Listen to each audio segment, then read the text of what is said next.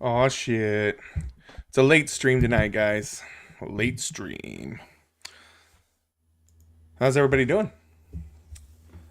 Just chilling here. Yeah. Had some stuff to deal with today, so have a late stream today for at least a few hours. Um, yeah, lots of crazy shit going on in the world right now. Russia finally landed boots in Ukraine and are basically trying to say that half of Ukraine is, or the lower half of Ukraine is is declaring its independence, and they're agreeing with it. There's weird shit going on, man. Weird shit. Um, also, Tucker Carlson's calling AOC a white lady, which I thought was interesting. So we'll go over that a little bit today. Um, hey, what's up? How you doing, babe?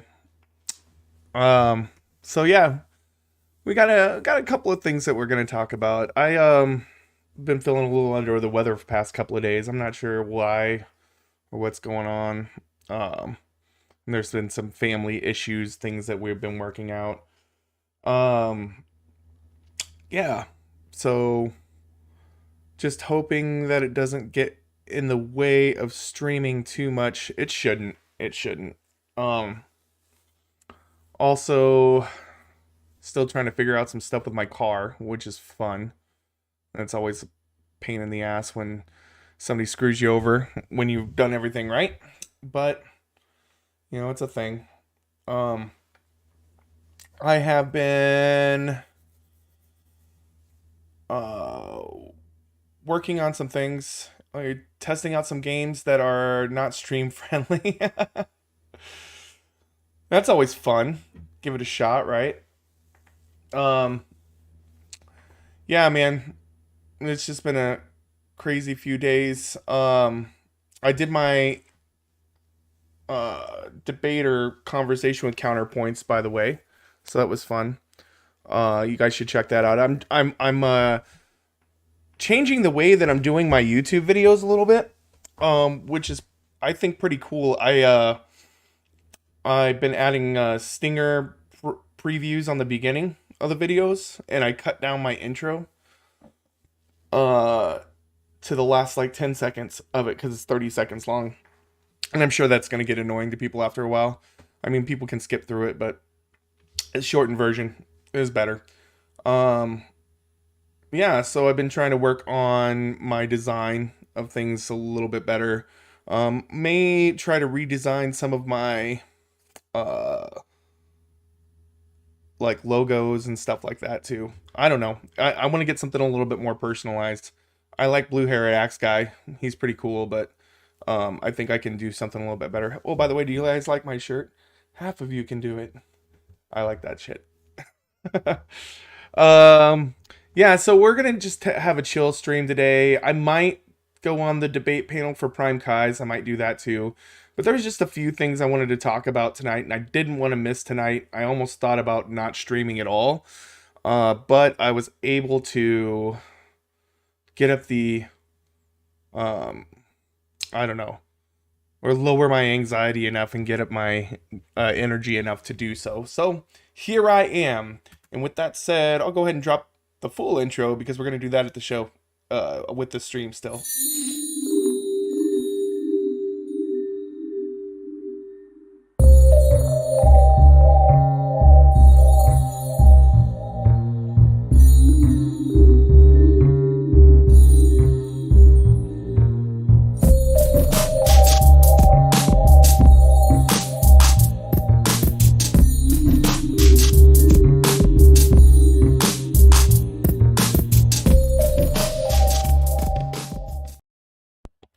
All right. Hell yeah. All right. Man. So, who thinks we're going to have World War III? Um, I'm just hoping that, you know, we don't send troops in ourselves, but that's a later segment. We're going to talk about that later. all of the wonderful shit that's going on with the Ukraine, and maybe even some YouTube, some Twitch, some live streamer drama that has to do with the Ukraine as well. I think that might be interesting. However, we're going to start with this. So, just recently, the populist, Tucker Carlson, decided he wanted to go hard after AOC, Miss Alexandria Ocasio-Cortez. And he decided to do this because a book came out about her, praising her in many ways. And he doesn't like that. He doesn't like it when women get praised, especially if they're women of color. He doesn't like that. He'll deny. He'll say whatever he can to discredit them. He basically wants a homogenized world that's just the way that all, Western chauvinists and white supremacists want it. And he's really good about dog whistling this stuff. But this here was not a dog whistle. This was straight out sexism and racism on the part of Tucker Carlson. And you'll see why. I'm going to show this video to you first. Let's see here. Forgot to go into the screen share and change it. So let's do that real quick. But yeah, he's just coming up with all kinds of crazy shit at this point. He basically is saying that she really can't be Puerto Rican. She's just some entitled white lady. You'll see, and these are words directly out of his mouth. So let's take a look, shall we? All right. Tucker Carlson. Tucker roasts book that compares AOC to Jesus. I'm not exactly sure. He never read the passage of this being the case or whatever, but he says that's what it says. I tend not to believe that. It may say something like she walks a righteous path or something like that. I don't know. Anyways, speak to us, Tucker. Coming to Tucker Carlson tonight. Happy Friday, where all the news stacks up. We told you at the beginning of the week that Canada had descended into tyranny, and in fact it has. Justin Trudeau has declared that he controls all the money in Canada. He can take yours at will. Today, Trudeau had nonviolent protesters and independent reporters. There's some fucked up shit going on in Canada still, too. I don't want to talk too much about it during this segment, but, we have to watch it because I would rather have Trudeau send to the military and the MSCP or whatever they call the Mounties there. I can't remember the acronym for it. If, he sent those in overtly and then gave those people a day in court, right? That's how it's supposed to work. You go in, if you have to clear an area because they're unlawfully gathering, which they were blocking bridges. So I get that. If you're going to deliberately block a bridge for a long period of time so that people can't get through or supplies can't get through, that's a problem. Anyways, I do not agree, however, excuse me. I do not agree, however, at all with the use of freezing of assets that Trudeau has been doing to the protesters, because that shit is silent. It goes under the radar. There's no checks and balances. There's no warning. There's no day in court. It's just fucking they do it.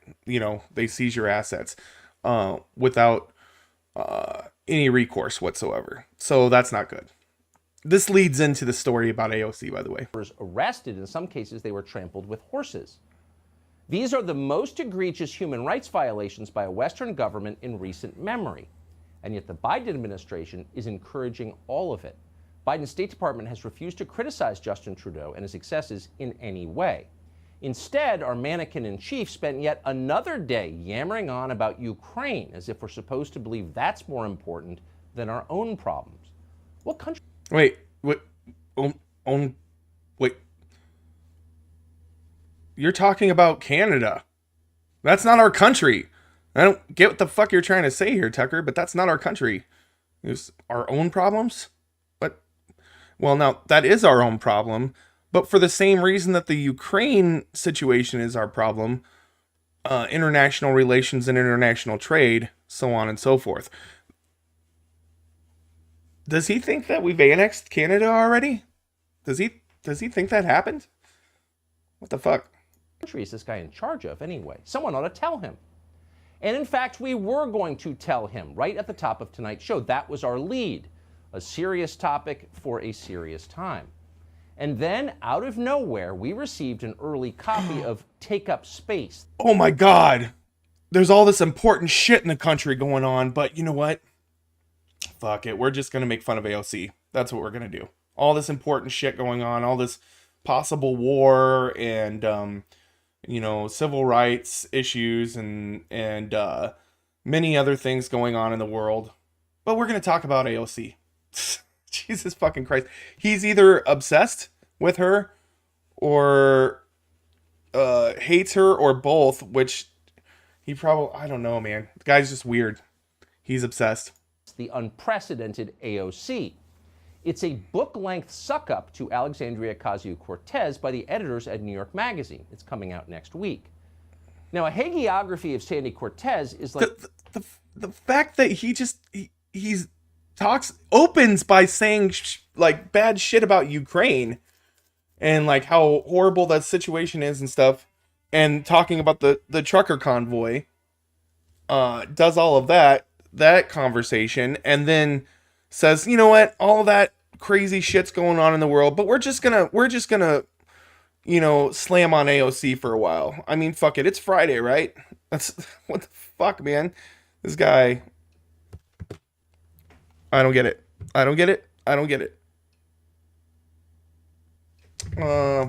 Maybe he'll have an explanation. Explain yourself, Tucker. Like a box of Fig Newtons. You know it's wrong to open it, but the temptation is strong. And so we did. And before we knew it, we consumed the whole thing. We still feel sick. So that is what we're opening with tonight. The new Sandy Cortez book. Yes. By we, he means his editors, because he didn't fucking read the book. He had him pull out excerpts that he could use for propaganda. It's a lighter topic than tyranny in Canada or war in Ukraine, both of which we will get to in a minute. Our only excuse is it's Friday and we've got limited self-control with stuff like this. It's an amazing book. Let's put it this way. It opens by comparing Ocasio-Cortez to Jesus. And then it suggests that because she once got second place in a high school science competition, she could have gone on to win the Nobel Prize. Okay. I think it's kind of funny that they use this picture, because I do shit like this. I like when I do my thumbnails for YouTube and stuff, I would try to find some weird ass pictures of people. But Jesus Christ.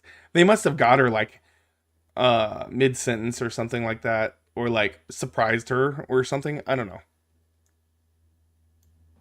It is a remarkable piece of journalism. We plan to put extensive excerpts from the book on the screen tonight for you to read. Sure, you did. Then we thought, who reads anymore? Not Sandy Cortez. She never reads. Reading is racism. It's so white people. What the fuck is he talking about? What? Okay. It's... What? Reading is racist? It's so white people? What the fuck is he talking about? Like, literally, what is he talking about? Who's ever said that? So instead, we've asked our senior producer, Alex McCaskill, to read the passages for us. You may recognize Alex McCaskill's melodious outer London-inflected voice from the Stacey Abrams softcore porn novels that we have featured on the show. We've asked him today to compare these two projects. He said he found this one creepier. We'll let you be the judge. Here's a section in which the fangirls at New York Magazine let us know why they wrote this book in the first place. There are a lot of politicians they could have fawned over. They picked Sandy Cortez because she's a lady. Why is he calling her Sandy Cortez? Where the fuck did that come from? What? Tucker's really good at just putting some weird shit out there, isn't he? To say she is a feminist is to understate the facts. Ocasio-Cortez is the first politician in history to live fully out loud while female, and the degradations of womanhood are personal to her. I don't get what's wrong with that. I really don't. The only thing I probably would have taken it was lives fully out loud as a female. I think that they mean that as far as in Congress, like she doesn't hold back like many of the politicians do. Like she, you know, she expresses her opinion in for the most part. And when she doesn't, people get mad at her for holding back. So I don't fucking get what that's all about. So she's not just the first woman to represent her congressional district in the state of New York. She's the first woman in human history to get elected to something and then, quote, live fully out loud while female. What exactly does that mean? Is it a trans thing? Honestly, we don't know. She's definitely loud. But we did understand the next line. The degradations of womanhood are personal to her. Well, that's certainly true. No one has done more personally to degrade American womanhood than Sandy Cortez has. She is living proof that 60 years of feminist liberation did not work. Sandy Cortez is not empowered. She's neurotic and silly. She is far more frivolous. So what do you do when you're trying to make a woman look bad, right? You call her neurotic, you call her silly, you downplay her intelligence. These are all chauvinist tactics right here. This is all stuff that, you know, has been used throughout the decades to discredit women and to try to put them in their place. And it's more the same. He doesn't have an argument. He's not going to point out what makes her silly. He's not going to do that. He's just going to say these things. Frivolous than any 1950s housewife ever was. June Cleaver was a more serious person. At least she made dinner. Here's what Sandy Cortez does. She puts on makeup while talking about herself. As the youngest woman in Congress, and as a woman. This is like a video diary. Like, what the fuck is wrong with this? Like, I don't get it. Like, it doesn't make any sense that he's going to put her down for simply doing a YouTube video where she puts on makeup. Do you know how many millions of women do this every day? Like, so she just shouldn't because she's a congressperson. I think this is better for her to do as a congressperson. It makes her look more approachable, right? There's nothing wrong with this. Women of color, it's so hard to be taken seriously. It's just, it's like any workplace where sometimes it feels like you have to jump up and down for anyone to listen. It's just really difficult because some people are just born in bodies that are naturally taken more seriously. People already try to diminish me and diminish my voice as young and frivolous and unintelligent. See, I love how they try to clip out things that are bad, but they can't because there's nothing bad she's saying here. So it just kind of makes them look like assholes. They don't take me seriously when I put on eyeshadow. People are calling me unintelligent just because I'm dumb. It's pretty funny. But the funniest of all was hearing Sandy Cortez. What? Because you wear makeup, you're dumb? Is that what it is, Tucker? So are all women are dumb? Or most of them? Oh my God. This guy has described herself as a woman of color. She often does. No one ever dares to challenge that description, but every honest person knows it is hilariously absurd. There is no place on earth outside of American colleges and newsrooms where Sandy Cortez would be recognized as a, quote, woman of color, because she's not. She's a...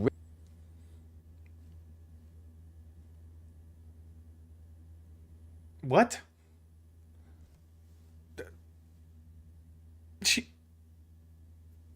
She's a woman of color. She is. She's a woman of color.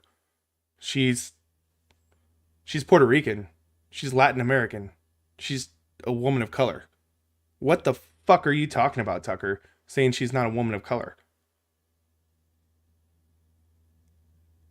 Like, you can't even pronounce her name correctly most of the time. I'm just baffled by this. Okay, so let's see his...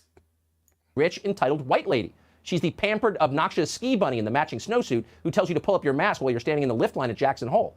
They're all... What the fuck is he talking about? I feel it's like that's a personal story right there. Oh my God. He basically said she's a rich, entitled white lady. He fucking actually said that. What the holy hell? Where does he get off doing that? Like, he doesn't know what struggle she's been through, how she grew up. He doesn't know any of that shit because he's an entitled fuck. Tucker Carlson has got to be one of the worst people on the face of the planet. all the same. Doesn't matter which shade they are. Apparently, the editors at New York Magazine don't ski. They spend the Because Tucker doesn't see color. Fucking racist. What a fucking racist.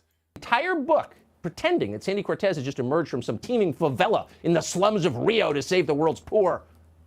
Reading it, you would have literally no clue she was a credentialed member of the overclass. You'd think she was St. Francis. A credentialed member of the overclass? She was a fucking bartender and a activist up until she got into Congress. Her family's poor. She doesn't come from money like you do, Tucker. She doesn't... What the fuck, man? This guy is making the worst arguments and is projecting so much. Because he says he's a populist when he's a little rich white boy that was born with a silver spoon in his mouth. Francis. On the day of the House vote, Ocasio-Cortez stood up in the chamber, again wearing all white. She looked like a prophet, or a medium tapping a deep well of popular fury. Radiant and white in her gown, bathed in the glow of holy righteousness, a prophet for our time. I love it how Republicans will always attack the clothes of people when they don't have a better argument. Like they did this with the tan suit with Obama, even though there's been several Republicans have worn tan suits. They've done it with AOC, with the Eat the Rich dress, with now with just a plain white dress. They have nothing. They have no basis to stand on, so they're just going to try to make some shit up. He sounds like somebody making fun of somebody in the lunchroom of a fucking elementary school. That's what he sounds like. He sounds like the most immature little fucking booger-nosed kid named Billy that tries to pick on everybody else because he could hit a growth spurt before them. That's what he sounds like. Except for, that's a really punchable face. In Roblox and video games and stuff. I'd punch the shit out of him in Roblox. Imagine Isaiah, but with nails to match the handbag. That's how New York Magazine describes Sandy Cortez. And that's weird because we live in this country too, and that's not at all how we remember the moment. Here's a clip from the speech the book... Why is he calling her Sandy Cortez? Is this to go along with the white person thing? Is that what he's saying? I don't fucking know. ...is referring to. Look at this person and ask yourself if you can feel God's presence. But we have to go into this vote eyes wide open. What did the Senate majority fight for? One of the largest corporate bailouts with as few strings as possible in American history. A prophet? She sounds pretty smart to me. She sounds like pretty based when she said that. You don't hear, you had trust me, I'm older, guys. You didn't hear that in Congress 10 years ago, except for from Bernie Sanders, and they just fucking ignored him, right? So you didn't hear shit like that. This guy is trying to do a hit job on her and is doing a fucking horrible job because all he can do is call her a white lady and say she's dumb when obviously you can see that she's not dumb. She may not be the perfect politician. I've disagreed with her on things before. Probably not the same thing a lot of leftists have disagreed with her. I was not a big fan of Force the Vote or anything like that. I didn't think that was the way to go. But I have disagreed with her on some of her rhetoric when it comes to Nancy Pelosi and things like that. But she's gone against even the Progressive Caucus on votes before because she has fucking integrity for the most part. She makes mistakes. She's a human being, but I don't think that everybody tries to do a hit job on her. It's like the far right and the far left and then the corporate Dems and the Dems. The only group that really doesn't go after her that much are the Social Democrats. And I'm a socialist myself. I would consider myself more of a socialist than a social democrat, but I don't think that she's a bad politician by any means. She's a little green behind the ears sometimes, but for the most part, I think she's doing a very great job for her age and her experience. And she's bringing a lot of light to subjects that are important to me for sure, and that are important to a lot of people I know. Or proof that Adderall abuse is more common than we admit. We'll let you decide. We will tell you that the editors at New York Magazine are highly... Oh, now he's saying that she's abusing Adderall too. What the fuck, man? Just slip that in there. impressed by the way Ocasio-Cortez looks. They think she's hot. It's a major theme in the book. And in fact, it's a major theme with Ocasio-Cortez herself. She talks about her beauty constantly. Just a few weeks ago, she let us know how hard it is that everyone wants to sleep with her all the time. What a burden. It's like living as a nudist in the Dallas Cowboys locker room. It's because people do. I mean, it's sad, but that whole thing with her husband in Florida, that was just, it was complete disgusting bullshit. Like, there was no reason for any of that. It was just Republicans mouth breathing because they were jealous of her boyfriend and want to like hate fuck her. That's what they want. But, you know, they don't get that. So they're just going to whine like little babies, like little Tucker babies here. Men are so aroused by her TikTok videos, she can barely get through a day. Yet she does her job anyway. That's why she's a hero. The burden of sexiness weighs heavily on her sleek and tawny shoulders, but she bears up under it. Listen to New York Magazine's account. Ocasio-Cortez would have been well aware of her impact on others. Her rhetoric could be confrontational and her politics countercultural, but her appearance conformed to society's conventions. With her wide-apart eyes, arched brows, and tawny complexion, she could have modeled for a skincare line, and in fact later capitalized on these assets by shooting a makeup tutorial for Vogue. Big fucking deal. What's wrong with that? Like, he's gonna, oh, look at his face. Oh, Tucker. Oh, here, we're gonna save this little picture because I might use this later. Oh, where's it at? There we go. Let's do that. Yeah. There we go. Yeah. Jesus. She could have been a model for a skincare line. And that's why she's such an amazing political leader, because she's so pretty. Imagine a man saying that. It would probably be considered patronizing, if not grounds for cancellation. But New York Magazine isn't ashamed to objectify Alexandria Ocasio-Cortez. It makes you wonder what would happen if one day she gained 100 pounds and got eczema on her nose and forgot to trim her. Aren't you objectifying her? You called her stupid. You're basically saying the only reason she's in Congress is because she's pretty. Isn't that what you're saying, Tucker? Ear hair. You know what would happen? Her political influence would evaporate instantly. She's not the leader of an ideological movement. She's a living marketing campaign. Here she is selling cosmetics.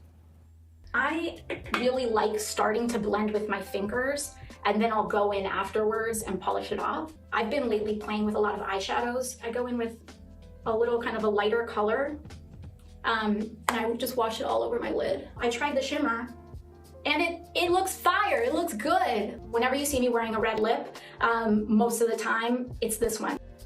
And again, I start small and I start working my way out. She didn't even say any of the product names in the video. She hasn't... What? Voila. So makeup is a process. You know, you start small and then you work your way out, concentric circles. That's the way she uses cosmetics. And we have to admit, she seems pretty good at it. Painting her own face may be her one real skill, but something useful? Again. Just look pretty, girl. Just sit there and look pretty. That's what he's trying to... Jesus fucking Christ. It's a different story. Watch this CNN account of her attempt to assemble her own IKEA furniture. Oh, shoot. 5-second rule. Hey, everyone. She was munching popcorn, sipping white wine, and assembling furniture on Instagram Live? All right, what am I doing here? AOC moved into her Washington apartment 3 months ago, but has been too busy to furnish it. Did I do this wrong? Boom! I did it. Obviously, there are a lot of self-involved people in politics, all of them, pretty much. Again, that's approachable, man. If anybody's ever tried to put together IKEA furniture, they know how approachable that is, right? They know that she's, you know, doing stuff that's relatable there. It's not something that she's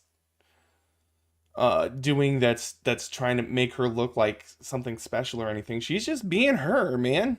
Just being her. But it takes a special kind of narcissist to imagine that the world desperately wants to see you bull together a particle board coffee table. But New York Magazine can't get enough of it. Here's their account of what you just saw. On this, Well, then, oh my God. So he just admitted it. Like, nobody wants to see her put together her furniture, but she thinks that she's so amazing that people don't want to see, but yet they can't get enough of it. Right there in the same sentence, he contradicts himself. night, and again during another session assembling IKEA furniture in July, she shone a bright light on her own complicated, multifaceted self. In that video, Ocasio-Cortez looks thin. Her trousers sag. She's wearing her glasses and her hair is up in a sloppy, just about to wash my face bun.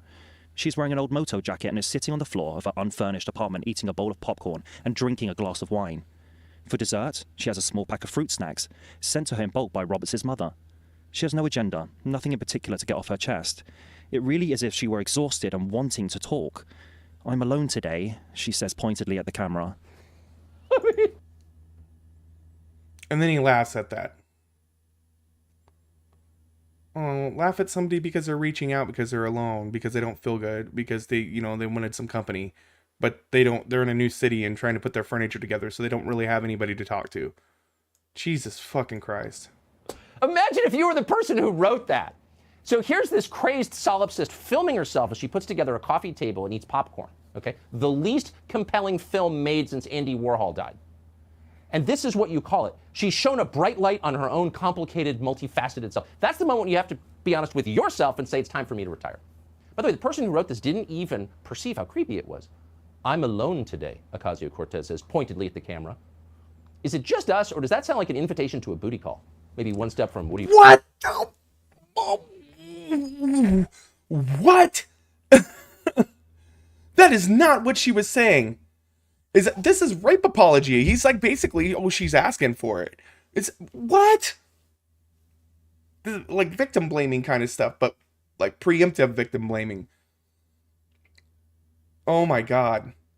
That's fucking ridiculous, man. This guy, he has no soul. You wearing? By the way, it's a little strange. It's definitely oversharing. And yet, according to the book, oversharing is the key to Sandy Cortez's success. She offered the reassuring warmth of Oprah, the fire and brimstone of Jonathan Edwards, the inspiration of John F. Kennedy, the intimacy of an FDR fireside chat. It was exhausting and reassuring and scary and comforting and extremely weird. The intimacy of an FDR fireside chat.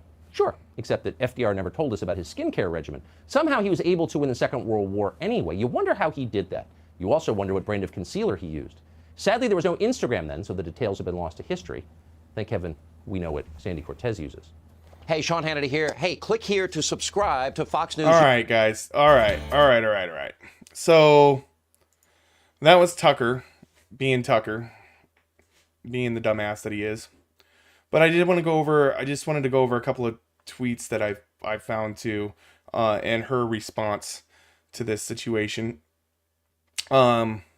So we'll go over this small Hill article first. Probably won't read the whole thing. Where do you find? Probably won't read the whole thing, but we'll get into a little bit of the nitty gritty of this right now. All right. Let's see here. All right. Representative Alexandria Ocasio-Cortez rebuked Fox News host Tucker Carlson on Twitter after he referred to her as rich entitled white lady during a Friday segment on his show. She's the pampered, obnoxious ski bunny in the matching snowsuit who tells you to pull up your mask while standing at the lift line at Jackson Hole, Carlson said during a segment in which he touched on a new book called Take Up Space, The Unprecedented AOC, according to Newsweek. They're all the same. Doesn't matter what shade they are. Jesus fucking Christ, man. Ocasio-Cortez, whose mother is from Puerto Rico, quote tweeted a clip of Carlson's remarks, referred to him with the Spanish insult. This is the type of stuff you say when your name starts with a P and ends with a dejo. Referring to pendejo, which means idiot or asshole. The New York Democrat also called the Fox News host a creep and referred to him as basura, Spanish for trash. After Carlson also claimed that she might have been making a booty call while making a social media video after referring to reading from one excerpt of her book, Newsweek reported. So we read one excerpt of the whole thing and then just kind of went around it. Remember when the right wing had a meltdown when I suggested they exhibit obsessive impulses around young women? Well, now Tucker Carlson is wishing for this on national TV, she tweeted. You're a creep, bro. If you're this easy with sexual harassment on air, how are you treating your staff? That's a salient question, I think, you know. Maybe he needs to think about that a little bit. Maybe he says things, you know, that he shouldn't probably say to people he shouldn't probably say it to, right? Any man that talks like this will treat any woman like this. Doesn't matter if you're Republican, Democrat, or neither. This is clearly not a safe person to leave alone with a woman, Ocasio-Cortez continued. Once again, the existence of a wife or daughters doesn't make a man good, and this one is a basura. Yeah, so I guess I did read the whole article. It wasn't that long.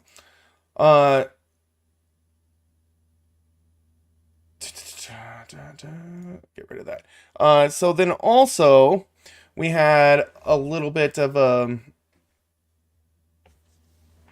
another statement from her just recently. And this, I just want to look at this thread really quick too. All right. So it says, I genuinely want to know why Tucker Carlson is allowed paid to engage in clear, targeted, libelous harassment that endangers people and drives so many violent threads that people have to fundraise for their own safety. Why should they have to pay for his harassment? Make it make sense, is what she says. It's not within the realm of political commentary, and it's not just me. He regularly targets people that do not have access to resources for protection. Once he gets to fantasizing about booty calls of women on national TV, I cease to see the political value outside of incitement. This is very true.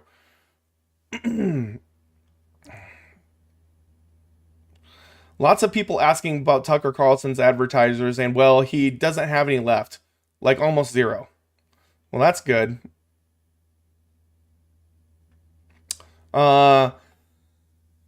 If we can have a federal holiday to celebrate presidents, let's see here. Thought that was it. Oh, those should show more replies. Oh, that's okay. But yeah, so there's that one. And then one of my favorite people ever, George Takei. He came out with this. The thing about AOC flying first class and being a bartender before is that Russia is about to launch the largest invasion of another country in Europe since WW2 at the cost of possibly tens of thousands of lives. Yeah. There's more important shit to talk about. Fucking cucked tuck. And then Mike Singleton here. Tucker Carlson sexually harasses Alexandria Ocasio-Cortez live on air in creepy 2-minute segment. AOC responds, "You're a creep, bro. If you're this easy to with sexual harassment on air, how are you treating your staff? Any man that talks like that will treat any woman like this."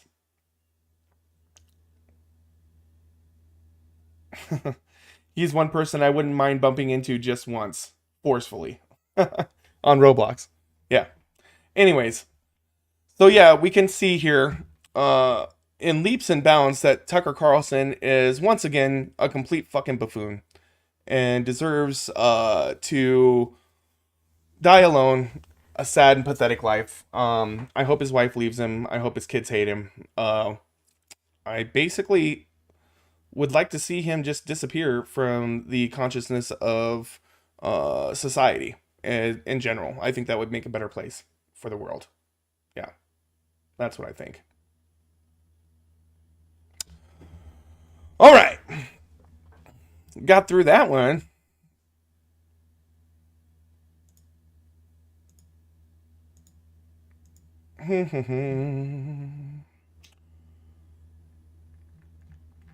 Let's see here.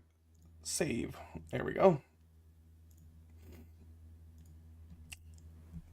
Oh, let's see how you guys doing. I'm just chilling.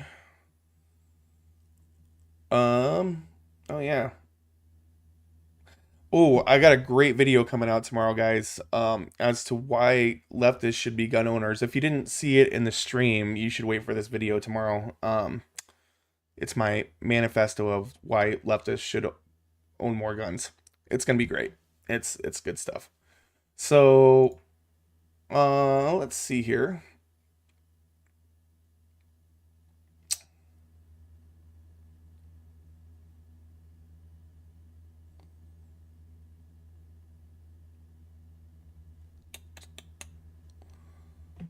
Oh, I'm supposing we should probably go over some of this Ukraine stuff, right?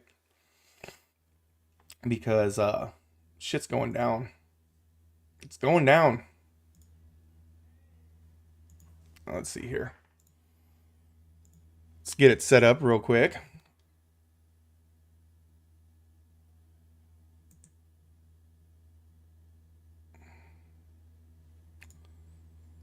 Oh yeah, let me do that. Let's see here. We'll go there. Man.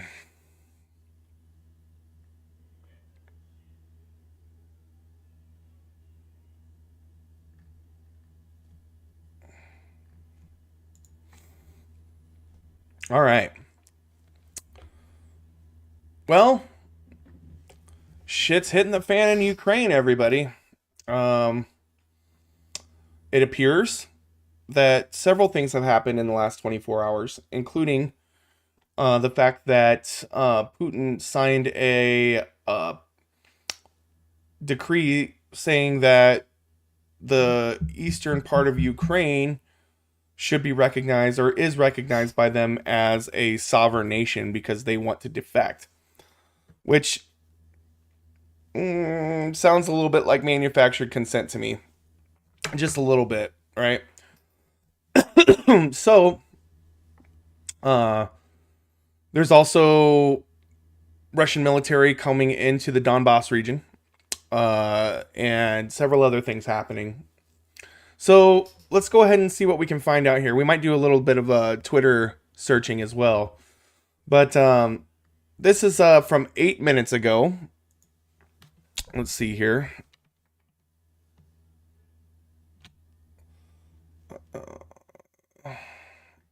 Why did that do that? There we go. No. Go down. Go away. Okay, there we go. So, Russia says they recognize pro-Moscow regions of Ukraine to protect residents from a bloodbath.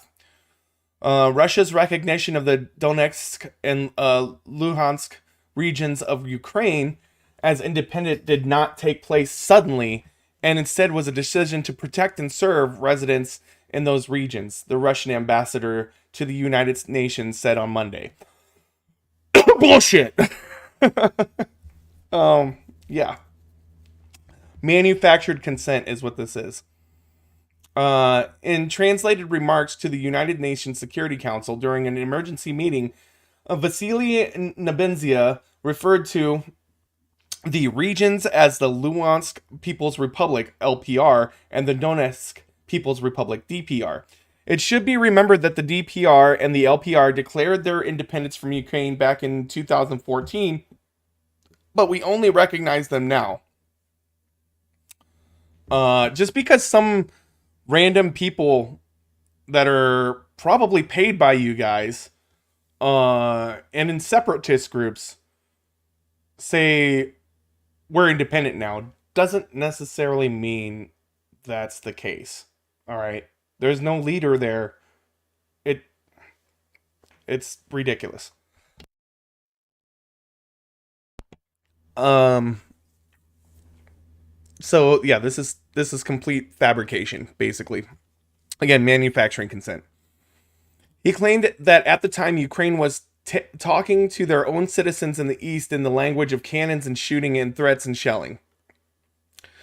Time and again, we firmly ask Kiev to listen to the aspirations of the people living in Donbass and the Russian-speaking residents of the country, to respect their entirely legitimate desire to use their mother tongue and to teach their children in that language.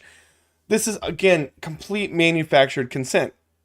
It's so basically up until just a couple of days ago when they probably came up with this idea, or they probably put it on the back burner,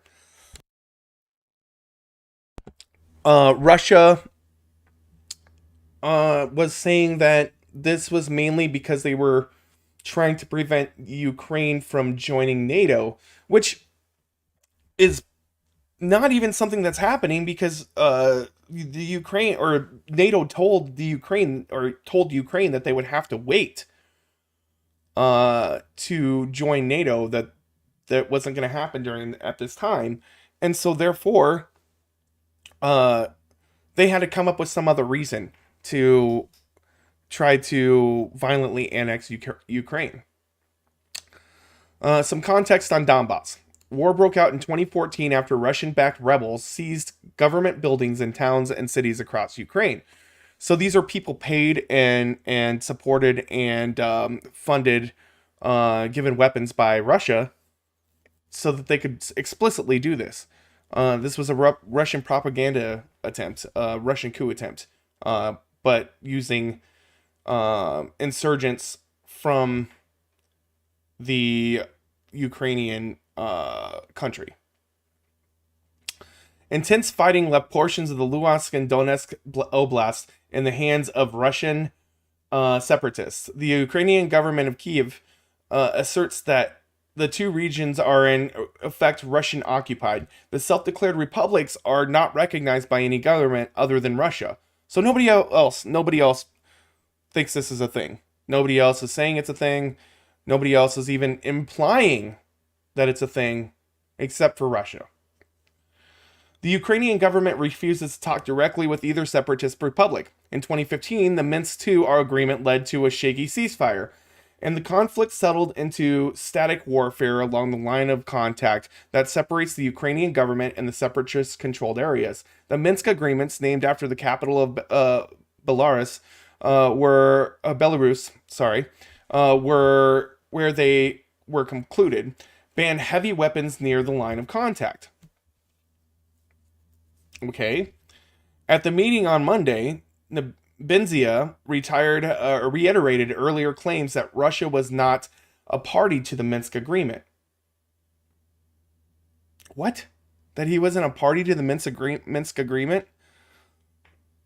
So it's okay if the Russian-backed separatists, they're not going to bring weapons, and they're not allowed to do that, and neither is Ukraine. But the Russians, they can bring in equipment into that area after they declare them to be an independent nation. This is all just setup, is all this is. It's just setup.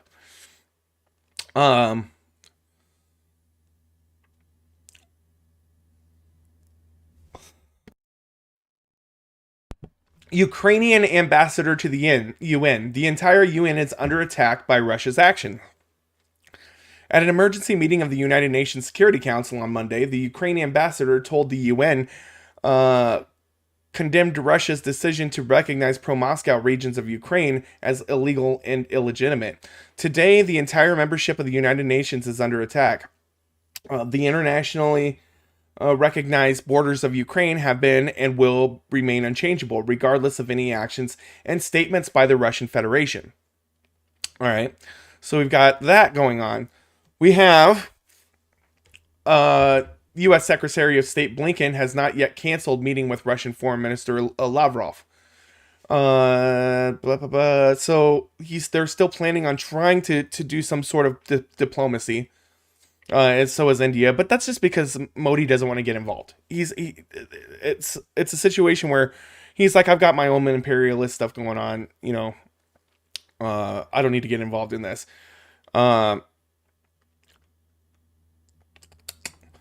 Japan condemns Russians' recognition of pro-Moscow regions in Ukraine. So yeah, Japan's on the right side of this thing. Japanese Foreign Minister Yoshimasa Hayashi on Tuesday condemned Russia in the recognition of two pro-Moscow regions in eastern Ukraine and said Tokyo plans to coordinate with other nations on sanctions against Moscow. Our country will monitor the situation with grave concern and coordinate with the G7 and international community on strict responses, which includes sanctions, Hayashi told reporters at a news conference. So they're getting it from fucking everywhere, man. And I did see something about the sanctions that we are planning as the U.S. doing this, that Biden was putting forth. And many of them are asset freezes of oligarchs in Russia. So it's not totally against the people. These are going to be a lot of them will be targeted strictly at the oligarchs and at Putin himself. China's sitting on the fence there as well. UK's announcing new sanctions. That was an hour and 44 minutes ago. Let's see here. The U.S. ambassador to UN says Russia has taken the exact actions U.S. predicted. This is like, if you actually know what the fuck you're looking for, you can see this was a plot by them to manufacture consent the whole damn time. Let's read into this a little bit. Linda Thomas Greenfield, the U.S. ambassador to the UN, said that on Monday that Russia has taken the exact actions that the U.S. predicted, and that the U.S. does not believe that Russian President Vladimir Putin will stop now. The sequence of events that Secretary Blinken spelled out for this council last Thursday appear to be proceeding exactly as he predicted. Today's President Putin has torn the Minsk agreement to shreds, said Thomas Greenfield at a last-minute UN Security Council meeting. We have to be clear that we do not believe he will stop. That in light of President Putin's latest actions, we must all stand up for the principles upon which this organization was founded. And people are saying, oh, it's Putin's just going to stop once he gets to Ukraine. But no, he's said things that allude to the fact that he definitely wants to reunite pre-Cold War Russia. That he wants all of these areas to be annexed back into Russia and be the motherland once again. It's what they're trying to do. And they're trying to manufacture consent so that they can do it. And the closer that they can get to NATO countries, the easier they will be able to pull shit. Do you think that they're going to stop there? They're not going to try to go after Poland and other places? Yeah. Tomorrow, the U.S. will take further measures to hold Russia accountable for this clear violation of international law.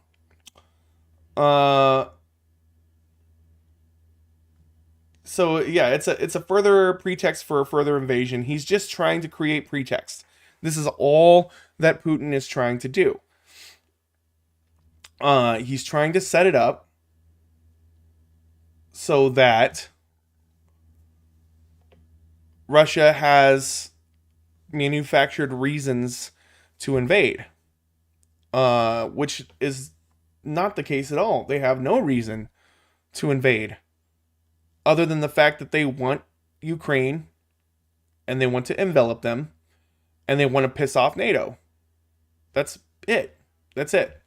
Now, there are some people who have this point, have this right. There's a great video by a guy named Adam something that explains the Ukraine Russia conflict and the history of it, and how if you follow the lines, you can see that Russia has been the aggressor in this the whole time. They've been the person trying to work behind the scenes and in front of the scenes to cause conflict with Ukraine so that they can easily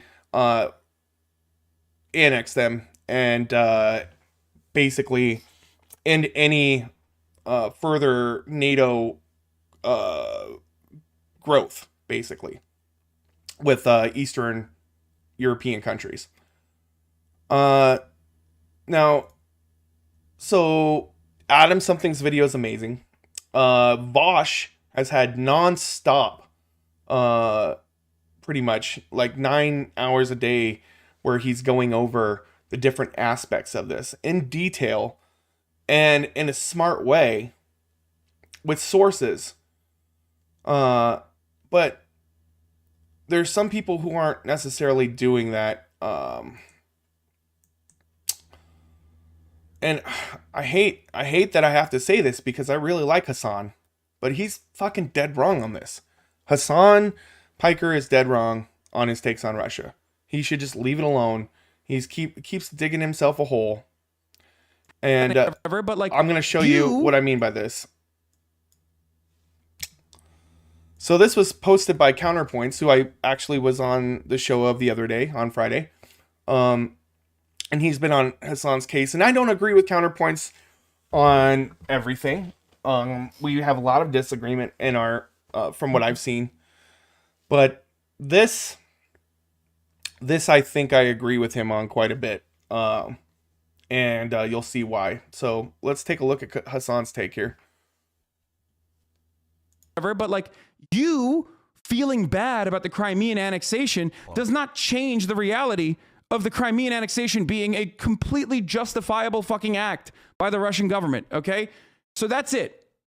That's fine. And Hitler invaded countries based on Germanic ties at first? Yeah, dude. Talk to me when he's fucking throwing Ukrainians in a fucking... What are you talking about? Talk...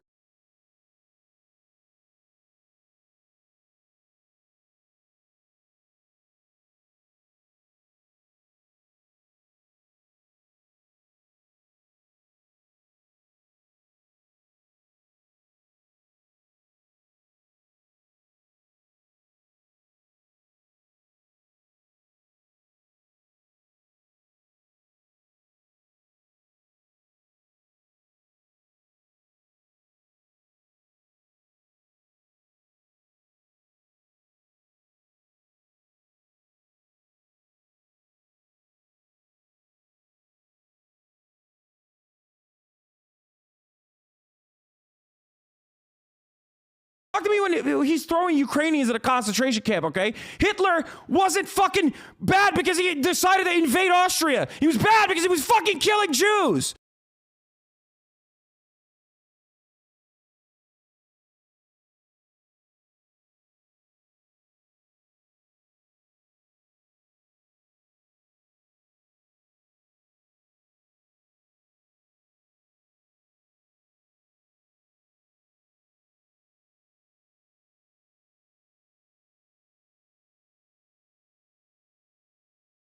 Okay? That was the problem. He wasn't like, oh yeah, we're gonna fucking annex territory with like Germanic people in it. That wasn't the main problem with Hitler, I think. That was like maybe eighth down the line.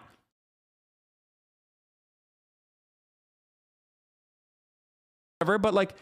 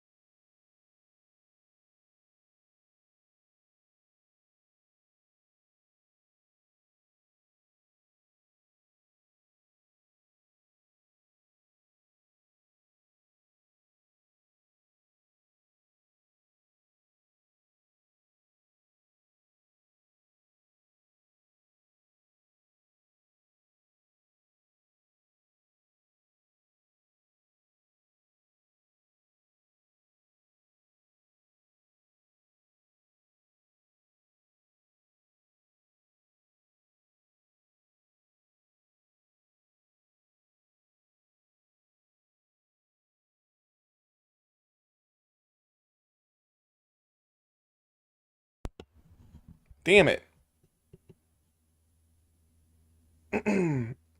So that sucks. I wonder how long my mic was off.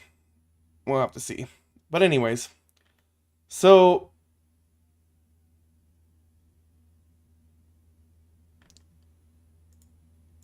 as that video said, you know, Vosh did say, Hassan, it's interesting you accuse debate bros of wanting Ukraine to be invaded to prove themselves right when you are constantly trying to, I told you so, this situation.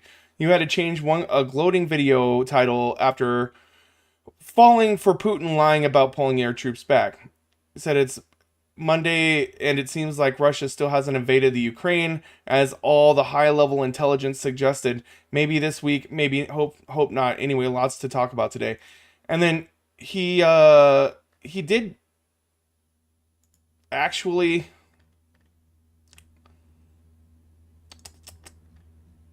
take back that tweet. So Hassan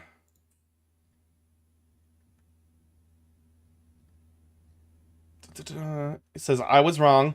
The Russian recognition of Eastern Ukrainian territories and independent as independent and the subsequent Russian troops activity to the said regions for peacekeeping is 100% an aggressive escalation that absolutely moves away from the diplomatic talks. A horrible move. Well, so at least he admitted he's wrong, but he's been pushing this narrative for a couple of weeks now. And so what we get out of this basically is that Hassan, garbage foreign policy takes for the most part, garbage takes on Ukraine definitely, and Vosh based takes. And there are some other people in the left side of things that are really, really like standing for Russia, basically. Jeremy Corbyn, with the Parliament in the UK, I like a lot of what he has to say, but the downplaying of what's going on right now and the downplaying of Russia's, basically, you know, saying there's problems on both sides. It's ridiculous that he's saying this types of things. Jill Stein, who I actually voted for in the primaries, back in I think 2012. Anyways, I voted for her. And, you know, before, but her take right now is like, oh, we just need peace. You know, let's do whatever we can to keep peace. We've tried. It's not like anybody doesn't want peace.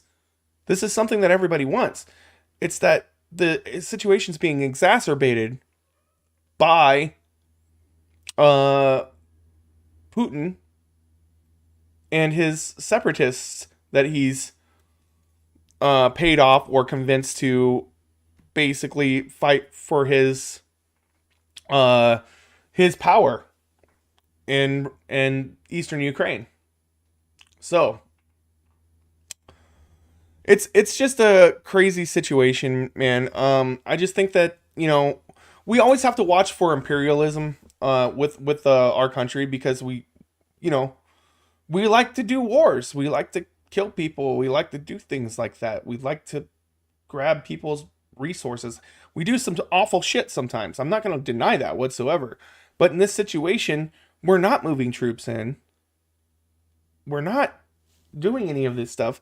It's strictly an aggressive move by Putin and Russia. This has nothing to do with the U.S. imperialism right now. And I'll be the first to say it when there is. You know, but as of right now, it's not imperialist. We were asked to help. We're part of NATO, which is a defense pact, so we're going to help. But we're not going to send troops in because, you know, that could cause WW3 and then we'd all die. So, you know, what are you going to do? But I just think this is getting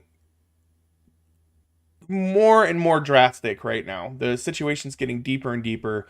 We definitely have to pay attention to what's going on there because, you know, Russia has nukes. It's scary. It's a scary situation. Not saying that they would use them in this situation, but it's a possibility. I mean, I could see this throwing us into another Cold War. We'll just have to see, I guess. All right, guys. I'm going to take a little bit of a break. I have to pee. I'll be right back.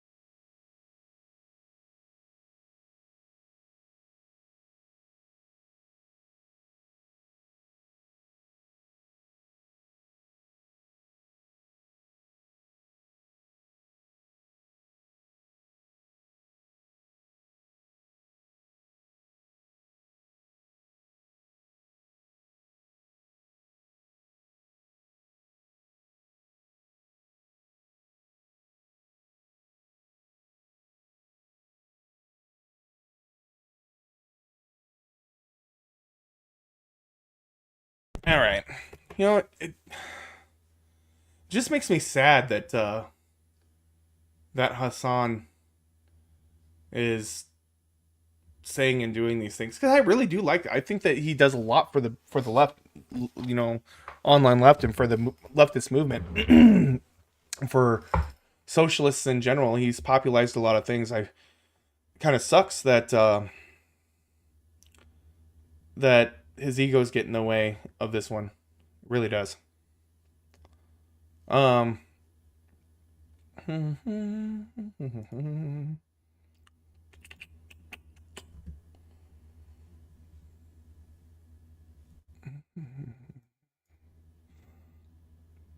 Let's see, what else can we cover here today? I think we're gonna do some videos too. Yeah. So we can go over some cringe videos here. I do have this one that I have to go over because it's in the title. So I want to make sure that I am going over everything that I said I was going to talk about today, because I have been falling short of that. So we're going to talk about why is the metaverse? Why is the metaverse? We are going to talk about why is the metaverse? What is it? Why does it have to be run by such a jackass named Mark Zuckerberg? Why is he taking a great idea from fiction and this beautiful world such as the metaverse and the Oasis and turning it into some bastardized Facebook propaganda bullshit that is turning toxic as we speak? Why? Well, Eddie Burbach's gonna do a video on it. He did a video on it, and we're gonna watch it. Because here's the thing. Ever since I could imagine what VR would really be like, when I read Snow Crash, when I read Ready Player One, and then saw it realized on the big screen, when I saw all of that, I was enamored with the idea of a virtual world where everything was connected, where you could do, say, anything, be whatever you wanted to be. You could, be a fighter pilot or whatever, man. And it seemed just as tangible as the world that we live in now. That's a holy grail for me in many ways. But what Zuckerberg and Facebook, Meta, is now trying to do is take that idea and just make it trash. Just make it absolute trash. So let's take a look at this video here.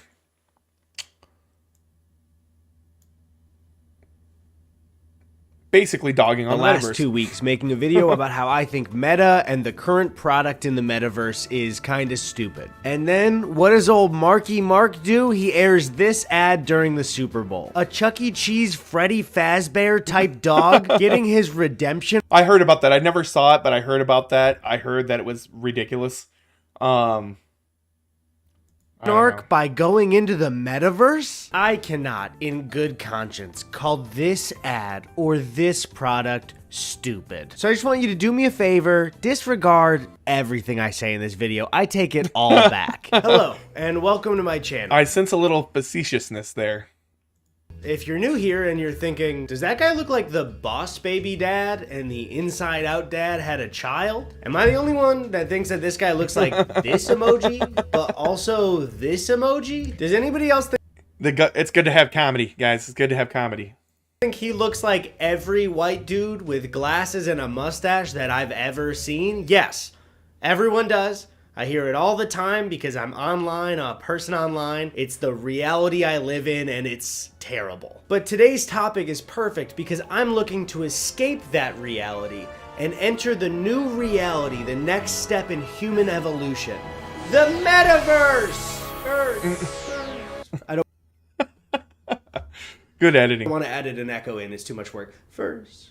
I'm sure you already know, a few months ago, Facebook renamed their company Meta, which is great because I'm stupid and I hated Facebook. But Meta, that's a new company. I don't know what they are.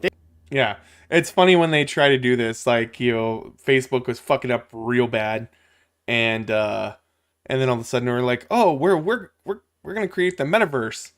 This is like the fucking like pivot of the century. This one right here. They've never done anything wrong to me. Now, Facebook, they paid a $5 billion fine to the FTC for breaching the privacy of their users. Meta? That's just a new company. All you have to do, if you're disliked, is take your name and change it to something futuristic. Comcast changed their name to Xfinity, which is like infinity, but with an X. And that's cool. It's why I keep emailing OJ and I keep telling him, change your name to Blizmo. It sounds futuristic. It sounds cool. I like Blizmo. I could get on board with that. I have not gotten a response back yet, but I'm hoping for one. I'm sure you also know, along with changing their name to Meta, they switched their direction as a company and the new product they're making, the Metaverse, which is a great name because right when you hear it, it just elicits that response of, what? What is that? What is the Metaverse?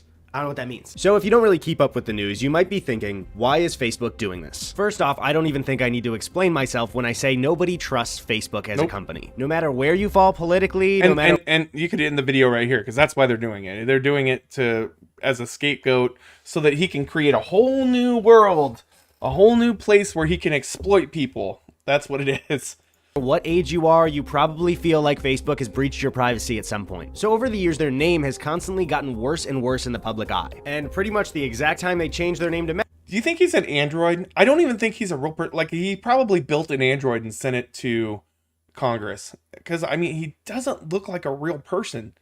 He doesn't, I mean, he kind of, like, I mean, this fucking, fucking Spock haircut, the Vulcan haircut, you know? And just the hollow eyes, like, he's probably a lizard person.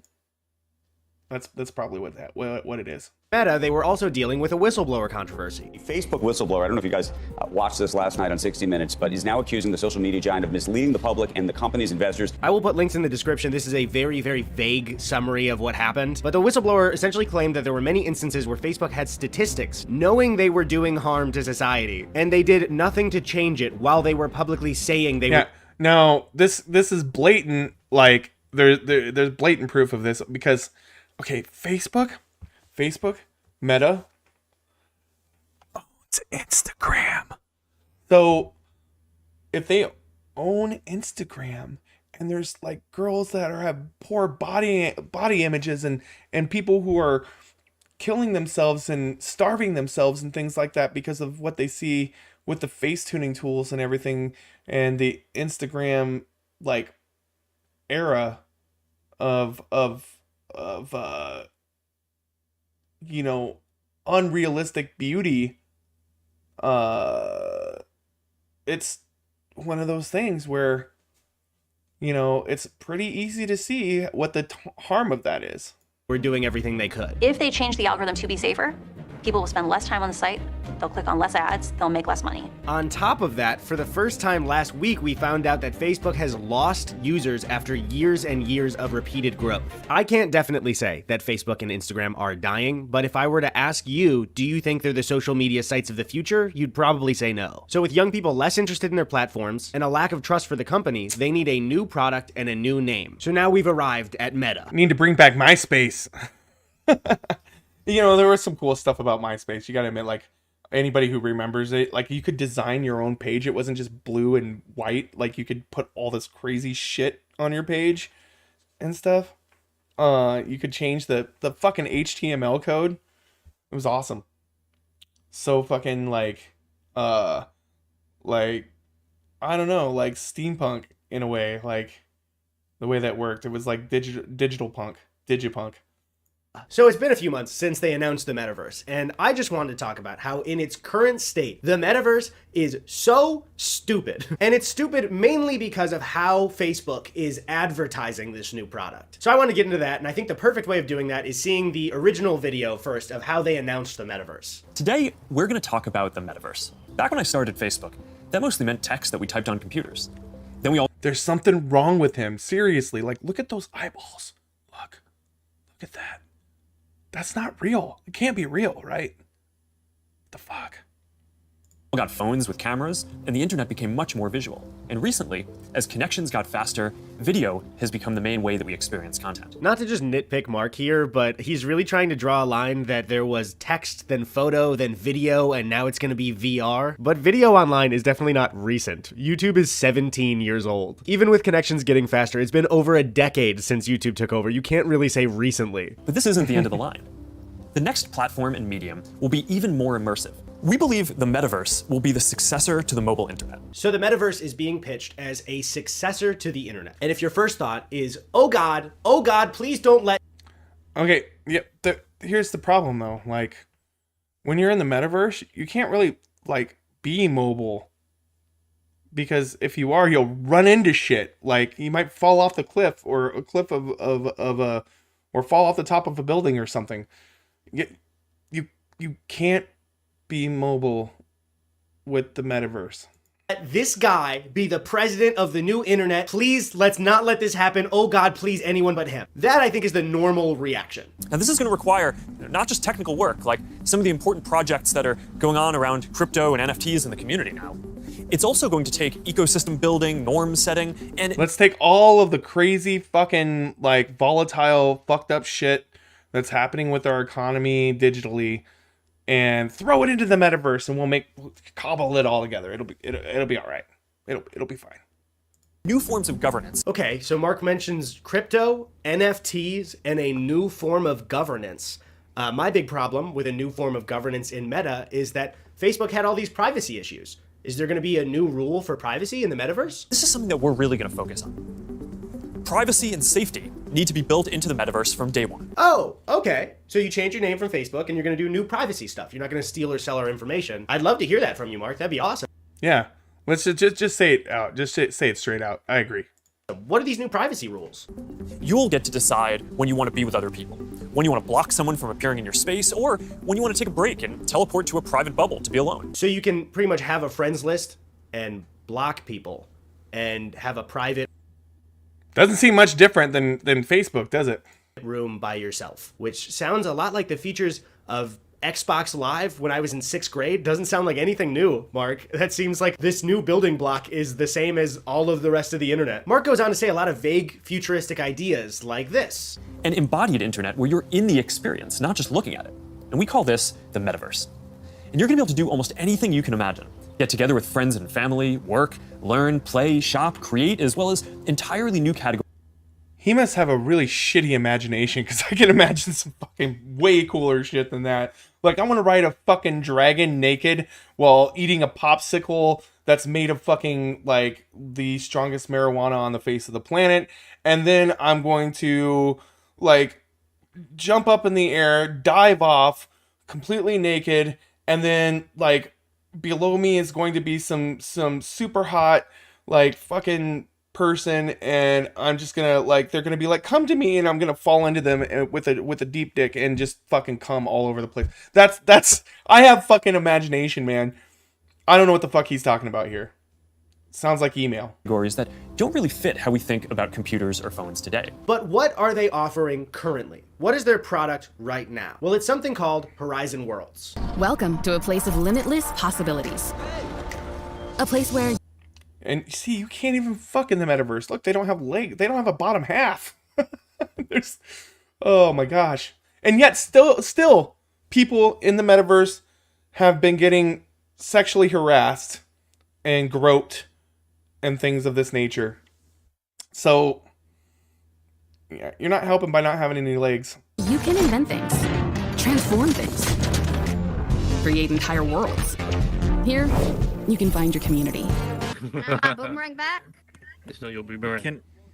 Can you play with the prizes? It's like those fast food commercials where they make food art, like they build them out of like plastic and and different kinds of like fucking silicone and stuff, and they make it look like the most beautiful fucking succulent hamburger that you could ever eat in your whole entire life, right? And then you like go through the drive-through and get it because you think it's going to be that good, and you go through and it's fucking like the worst looking hamburger. It's like, you know, flat and gross, and there's no lettuce on it. Well, there's one piece of lettuce, but it's like brown.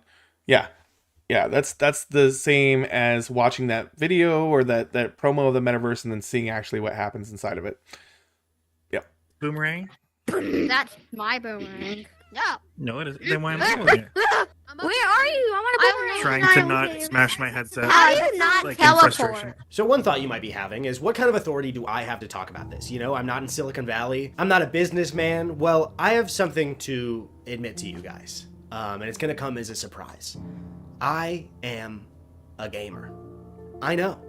I hate to say it, but I'm just like you. And on top of being a gamer, I'm a bit of a VR enthusiast. With that said, this new part of the metaverse is not only dumb, but already a thing. I have something to show you if you don't use VR. Yeah. This was already done with, like, there's like a live chat. VR chat is what it's called. This is also done with, like, before VR was a big thing with Second Life. This is Horizon Worlds. Take a good look at it. These are people hanging out in a VR space that has been made either by Meta employees or users. You can play games, you can talk to other people. Well, if you're not a gamer, what if I told you that this exact experience has existed for a long time? The most popular one being VR chat. I'm sure you've seen some kind of meme from this game. Damn. Yeah, same thing. Yep. It is absolutely insane and unhinged. However, it does already exist, and Mark is pitching their new metaverse stuff as the new internet when this has existed since when? February of 2017? Yeah, he's doing nothing innovative here whatsoever. Like, Zuckerberg is just zucking. That's what he's doing. 5 years ago? And it's not like VR chat isn't popular. If you go to Steam right now and you go to VR as a category and click on what's being experienced, the first thing is VR chat. It's the most popular thing being experienced in VR right now on the PC. And speaking of that, I mean, not only just VR, there are games like Rec Room, but we've had games where you can exist as an avatar in a social space with people since, I don't even know when. RuneScape, Club Penguin, Second Life, Pop Tropica, Wizards 101, World of Warcraft. The list goes on and on, where the idea... Yeah, like World of Warcraft and Roblox and places like that are way cooler. I mean, they're not VR, I guess, but they could probably be ported to that pretty easily. And those worlds are fucking fleshed out and cool, and there's cool different, like, you know, scenery and stuff like that. Like, they have none of that with Meta. Meta's just fucking taking other people's ideas and making a crappier version of it. Of creating a space where you can exist with avatars and socialize with people, we all already know is not a new idea. However, Mark is pitching it like it is. But right now, it's kind of dumb, especially with how big the company is and how much Facebook originally changed the social landscape of the internet forever. Next, there are avatars, and that's how we're going to represent ourselves in the metaverse. Did you invent avatars? You invented a whole new thing called avatar? Avatars will be as common as profile pictures today, but instead of a static image, they're going to be living 3D representations of you. So Mark starts to talk about the benefit of socializing with people in the metaverse. When, I don't know if you guys saw this leak, this is the real reason that Mark made these avatars in the first place. Do you have a favorite feature to use in here? Yeah. Something that you think is very cool? Check this out. Wow. So that's pretty neat. This is so freaking cool. So like I said, we're What the? Was that real? focusing right now on the current metaverse. Obviously, they're pitching AR technology in the future where you don't have to put a VR headset on, or maybe you sometimes do for a more immersive experience. You're going to be able to move across these different experiences on all kinds of different devices, sometimes using virtual reality so you're fully immersed, sometimes using augmented reality glasses so you can be present. So right now, I just have to say, the new version of the internet can't just be in VR. It's too vulnerable of an experience. If you haven't used VR frequently, you have to not only put it on your eyes, but also cover your ears. So both of those senses are not to be used for. Right. So that's what I was saying earlier. You could fall off a cliff. You could fall into a giant hole. You could, open manhole cover, whatever, slapstick thing you can think of from the 1920s. That could happen to you because your ears are covered, your eyes are covered. You don't know where the fuck you're going. So you can't be mobile with this.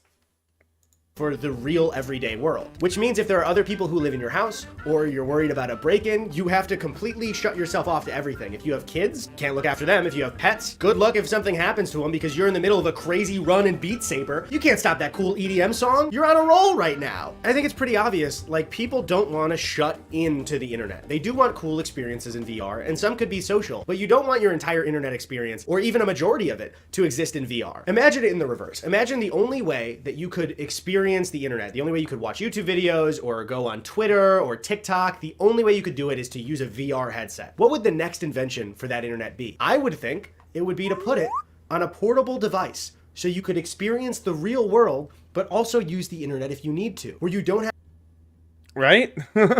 have to shut in and be at home to be on the internet. You could go for a walk in nature, but also check Twitter. That would be the next step, you'd think. It's especially in the marketing of this, because if Mark wasn't saying things like this, you can start to see how the metaverse is going to enable richer experiences by letting us add new layers to the world that we can interact with. It could just be a cool side project they're working on. When talking about making real life experiences richer, Mark was referencing...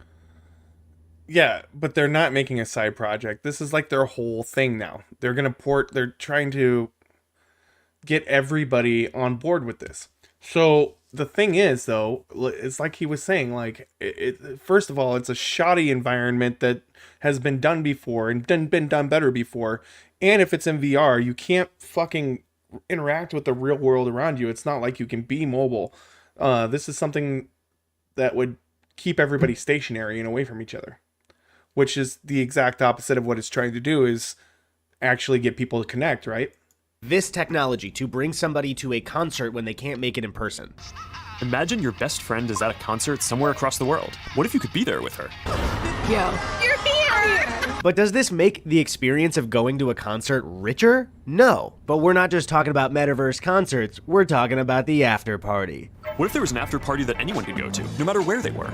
Oh, there's swag. And when you go to the after party, you could connect with other fans, hear new versions of your favorite songs, and check out the merch that just dropped. Ooh, I like that one. Well, now you've got to get it. Thanks for coming in. Today, I know we gave your company $2 billion to make a revolutionary idea for Metaverse. Let's see what you got. Okay, so... Yeah, more places to spend fake money on things that aren't even real. Why do you go to concerts? To see the artists I love live and in person. Okay, so we can't do that. Sort of picture you're going to see Doja Cat. Picture like a Bitmoji of Doja Cat. Is that good? Not really. Oh, okay. Why else do you go to a concert? To experience music played live in front of me with a group of people. Okay, well, so the music isn't live, you are hearing it over the internet. And the people are real, but not to you. They're like a digital projection, and one of them is a giraffe for some reason. So it's almost like every reason you would go to a concert doesn't exist for a virtual concert. Right, so we gave you $2 billion. I guess we'll just give you $1 billion more. Can you probably figure it out? Yeah, no, for sure.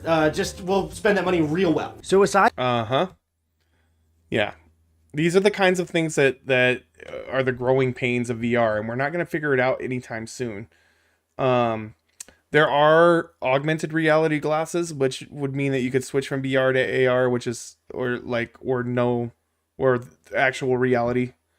So VR, augmented reality, or your real reality, through lenses that, you know, are see-through and things. I don't know. I'm not big into the technology of it. I don't know everything about it, but I do study it a little bit. And AR would be augmented reality. So you would be able to see the real world around you, but then see other objects, like, you know, so it'd take the world, the real world, and augment it with fictional things. Which is, you know, might be something, but you wouldn't want to drive with that or whatnot. I mean, if you're hiking, you probably don't want to be distracted by a giant worm coming out of the ground, or like a fairy flying at your face so you can fall down the cliff. You know, you got to be careful with that kind of stuff. Aside from trying to save the company, why would Mark want something that is the new internet? Why wouldn't he want to integrate it with the current internet that we all use? That would probably be the easiest thing for consumers, right? A lot of other companies like Google and Apple control a lot of internet spaces and purchases, and Mark doesn't want that. He wants it all. He wants it all under the umbrella of Meta. I mean, they might come up with some cool technology that we'll all need, but so far, nothing we've seen we need, especially when they pitch something like a virtual concert. So I don't want to be completely unfair and pretend like the whole pitch of the metaverse is what they currently have, but I think it's important to focus on that. Mark does mention stuff like AR technology, where you could have a $1 TV that projects on your wall instead of having to pay for a real one. And part of me starts to think, you know, hey, that could be cool, but, and it's such a giant but that there's two big old cheeks I want to talk about. Cheek number one, it's Facebook. We don't trust Facebook at all. They've never had the consumer's best interest at heart. We know they knew that they were doing harm to society and didn't do anything to fix it on purpose. I don't want to hand the keys of a new internet to that company or to this guy. Cheek number two, it's not just being pitched as a cool new technology. It's being pitched as the new way we're going to exist online. And it feels super dystopian. Okay, I want to experience nature in the real world. I want most of my social interactions to be in the real world. And this idea that most of our interactions will become this virtual space is a little scary, okay? I just want to go touch some grass. Also, like I mentioned before, the VR... It is important to touch grass, guys. Very important.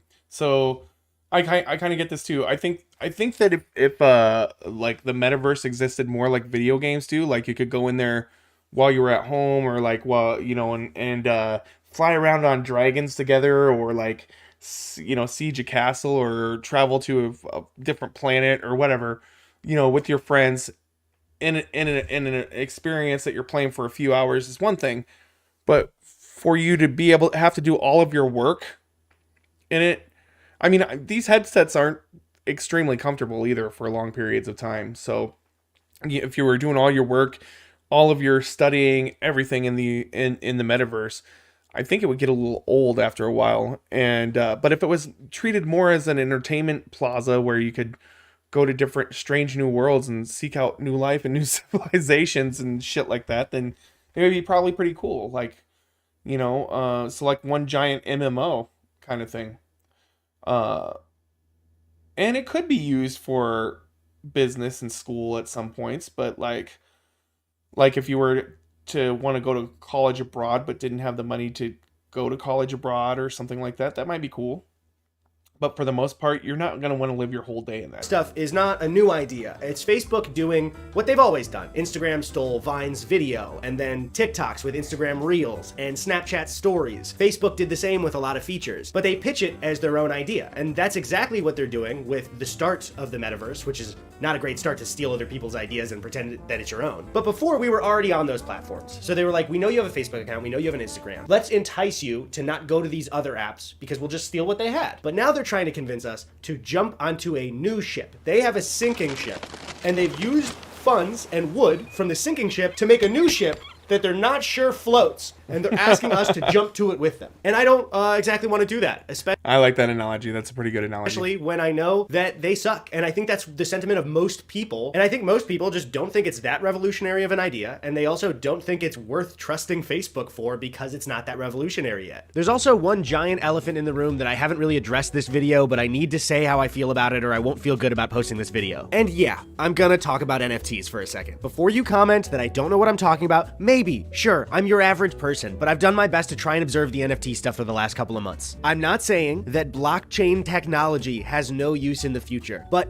this NFT stuff, especially with the metaverse, doesn't make any sense. One of the ideas we were shown earlier is if you're at an after party, a digital after party for a John Baptiste concert, you could buy NFT hats and hoodies. What would you use that for? And absolutely nothing. It's ridiculous. I mean, these aren't real things.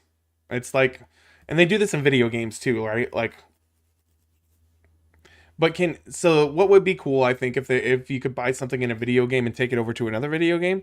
So like if you bought, yeah, that might be cool, but like, you're not going to get it out of this digital world. They're not going to send you a fucking hoodie that's tailored to you specifically because of the algorithm NFT thing you bought. And why wouldn't you pay for it like you do anything online with a regular dollar? Oh, because then you could take it in other places other than the metaverse. Where are you gonna take a virtual metaverse John Baptiste hoodie other than Horizon Worlds? I want you to really think about this. I want you to sit and I want you to think of another place you could use that hoodie. And don't you dare say, oh, a video game. What if I could wear that hoodie in Warzone? Okay, what a dumb way to spend your money. It's just so upsetting to see such a giant tech company. He's got me there.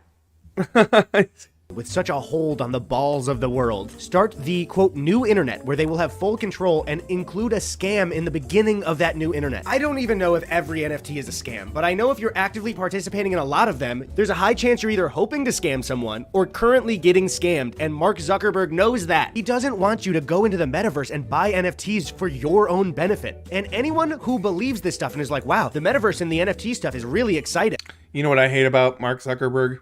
Is that he could have worn a fucking spacesuit and he goes with a black long sleeve shirt and jeans. He's got no like personality whatsoever. There's nothing there. Did you forget all the other stuff that Facebook did? Am I living in a bizarro world? It's like they watched The Social Network but turned it off right when Mark started being an asshole, which was like 2 minutes in. God, this stuff makes me want to walk up to Mark Zuckerberg, grab a VR headset off his face, and Andrew Garfield that shit into a desk. Sorry, my Prada's at the cleaners, along with my NFT John Baptiste hoodie and my fuck you flip-flops. All right. Oh, that was good. Yeah, so why the metaverse? What the fuck is it? Like, what? I don't know, guys. I think that there are some decent ideas involved with the VR. There are some decent concepts. It could be, you know, a way of the gaming wave of the future, but I don't see us living in it to the point where we never do anything else. It would have to be real fucking real, like, for that to be the case. It would have to be like all of my senses are, and that headset would have to feel like it was air, you know? Maybe someday, maybe we can get something linked into our brain or something. I don't know. Jesus Christ, but we're not there yet. And don't say fucking whatever Elon Musk is working on, because that thing's killing monkeys. Yeah, so we'll just have to see, I guess, how bad Zuckerberg fucks this up for everybody. All right, guys. What else can we do?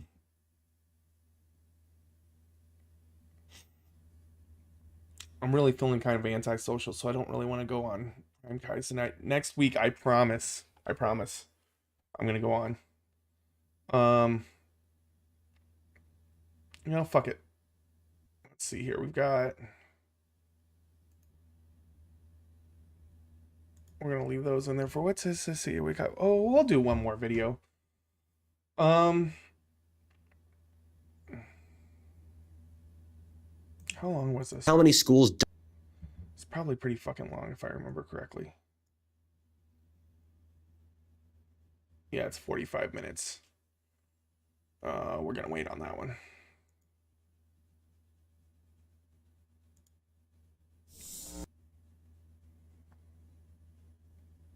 $21 minutes. That sounds about right. Because we're going to speed this up a little bit too. Playback speed 1.25. There we go. All right. So we're coming back at you with another Second Thought video. This is good stuff, man. I'm telling you, Second Thought. If you are not subscribed to Second Thought, you should be subscribed to Second Thought. Great videos, great concepts. I actually did a video of this recently, or a video on this subject recently. And I just kind of want to see what Second Thought's take is on it. And that's Whitewashing 101, about the rewriting of Black history. I did this on Martin Luther King Day, about how they whitewash him, so it was more of a specific thing. So we're going to see here and see what he has to say about this. This episode and others like it are made possible by the generous support of my patrons on Patreon. We recently did a major overhaul of our patrons-only Discord server. So if you'd like to join our growing community and get early access to every video, consider becoming a patron at patreon.com/secondthought. What's up, Thought Squad? Second Thoughties?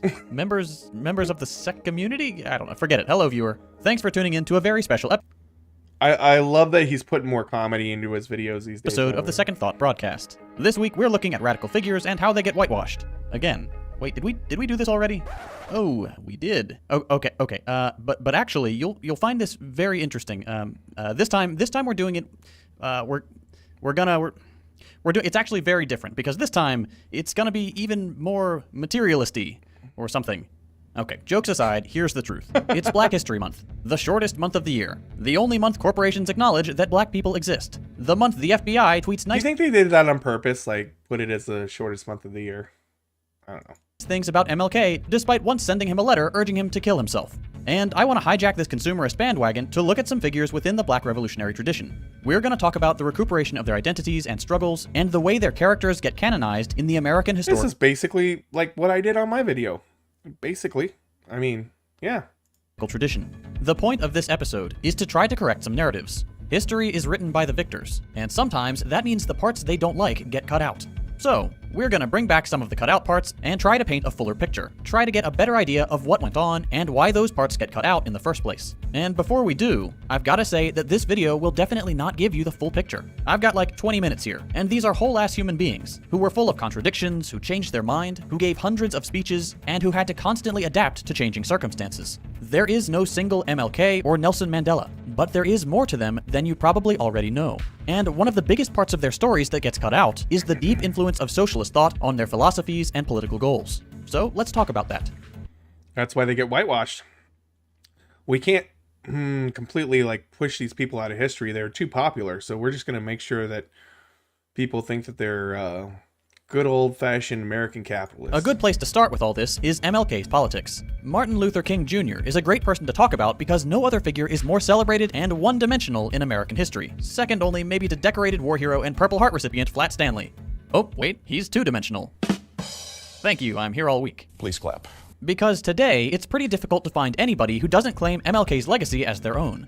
Everyone loves to say how much they love MLK and how they 100% agree with him. And to show how much they love him, they'll happily take the monument of his life's work, his countless campaigns, protests, and efforts to redress the injustices of American life, and boil them down to just one speech. And really...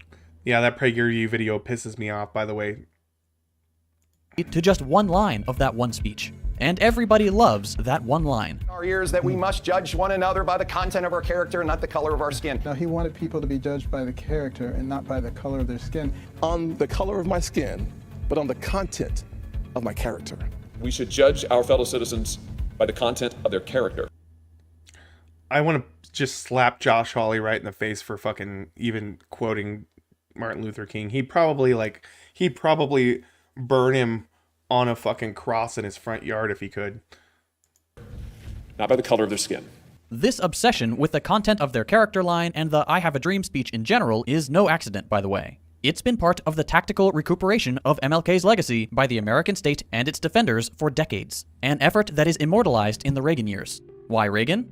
Because Reagan is the guy who made MLK Day a national holiday. As such, you'll sometimes hear dweebs claim this 6'1" flake of dandruff brought to life was actually proof of how the great American patriot can reconcile the country's racist history and become the biggest champion of racial justice. But that's wrong. Because for a guy like Reagan to become the MLK Day guy, a lot needed to change about how America viewed MLK. The Reverend could no longer be the radical extremist despised by over 2/3 of the country, the most hated man in America. He had to become an empty shell for any vague sentiment of justice. Yeah, they just dissect him and take out all the parts that they didn't like, and then amalgamized him into their little puppet, like, so that they could control the masses a little bit better. That's basically what this is. And most importantly, he had to be the colorblind guy. Because how did Reagan really feel about the civil rights movement? Let's take this quote from an article in The Nation. Reagan opposed every major piece of civil rights legislation adopted by Congress, including the Civil Rights Act of 1964, the Voting Rights Act of 1965, and the Fair Housing Act of 1968. As president, Reagan supported tax breaks for schools that discriminated on the basis of race, opposed the extension of the Voting Rights Act, vetoed the Civil Rights Restoration Act, and decimated the Equal Employment Opportunity Commission. When you combine Reagan's political record with his symbolic stance on race issues, his deriding welfare recipients as welfare queens, his employing states' rights rhetoric in the same county where, in 1964, 3 of the most infamous murders of civil rights workers occurred, his initial opposition to establish a national holiday to commemorate Martin Luther King Jr., the Reagan legacy begins to lose much of its luster. Let me just say something. I know I talk a lot about Trump and how shitty he was of a president, and he was a shitty president. But Reagan was probably the most diabolically bad president that we've ever had in history. I mean, he started things that have ruined our country and drove it into the ground since then. The Reaganomics thing has done nothing but make rich people richer and poorer people poorer, and basically destroyed the middle class. It destroyed the housing market. His ideas on economics completely obliterated any sense of equality or equity in this country. All right, so there's that, and then there's the statements about welfare queens and his blatant hatred of any civil rights legislation on top of that. And yet this guy's applauded as a great American hero. Reagan was in a way done the same way that Martin Luther King was, is they took out what the Republicans like to do is they like to take out all the bad stuff or stuff that people wouldn't want or wouldn't agree with, and then just make him be this like figurehead of staunch Republican values, right? That's what they did to him. So it's similar to what they did to Martin Luther King, only they did it worse to MLK because there was a lot more that MLK did that was good for the country. Whereas Reagan just basically destroyed everything. And that's putting this outwardly racist guy's legacy extremely mildly. So then why would Reagan suddenly flip on this issue, and why would the "I have a dream" line become the rallying call for every politician trying to score easy popularity points? 2 academics explain it pretty clearly in this article. The focus on "I have a dream" in public discourse also made King ripe for appropriation because the emphasis on one speech and one issue served to obscure King's many other speeches and writings, as well as his less successful ventures, such as his effort to desegregate Chicago, his opposition to the Vietnam War, and the Poor People's Campaign. As early as 1964, for example, the Poor People's Campaign was so fucking hated, by basically every conservative in the country, because it was going to undo their work that they did so well, creating racism in this country in the form it's in, to keep poor white people hating somebody else other than the people that are oppressing them, which is the oligarchs in this country, and the corporate interests, and so they created this boogeyman of black people so that the white people would be like, oh, okay, well, we gotta, we'll do your bidding for you.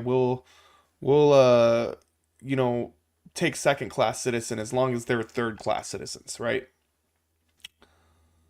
So it was all a big trap, and basically created a hatred for a whole bunch of people just because they wanted to make sure that their power was secured, basically. King praised the Indian government's preferential college admissions policy for untouchables, and argued that the United States must also find ways of atoning for the injustices she has inflicted upon her Negro citizens. The civil rights leader called for a broad-based and gigantic Bill of Rights for the disadvantaged, parallel with the GI Bill of Rights, for a guaranteed annual income, and for restitution in the form of radical changes in the structure of society that would provide African Americans with compensation in education, housing, employment, and healthcare. The public focus on I Have a Dream, with its simple poetic beauty, overshadowed the specific proposals that King had recommended in order to achieve his dream, again making it much easier for President Reagan to appropriate King for his own uses. And those uses were gutting the policies MLK advocated for in favor of the Reaganomic free market liberalism that funneled wealth from the poor to the wealthy, which, given how wealth distribution looks in this country, also meant from many black people to very few white people. But the trick is that focusing exclusively on the I Have a Dream speech and misinterpreting it entirely allowed neoliberals to turn MLK into some weird conservative libertarian who wouldn't have wanted all this big government stuff that took into account people's race in its effort to redress the historical wrongs that made one group of Yeah, they do this, like, that's one good thing that the right is good at, or one thing that the right is good at, and it's not a good thing. But they are very good at propaganda and pivoting things and, like, taking ideas and twisting them to their benefit. They're really, really good at that. Colonized and enslaved people materially worse off than the people who colonized them.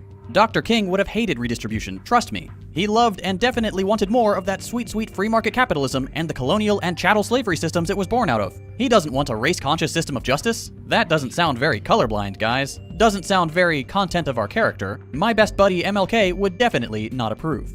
But of course he did. Don't be fooled. Actually listen to the guy for once. In the greed and exploitation which create the sector of poverty in the midst of wealth, again, we have deluded ourselves into believing the myth that capitalism grew and prospered out of the Protestant ethic of hard work and sacrifice. The fact is that capitalism was built on the exploitation and suffering of black slaves.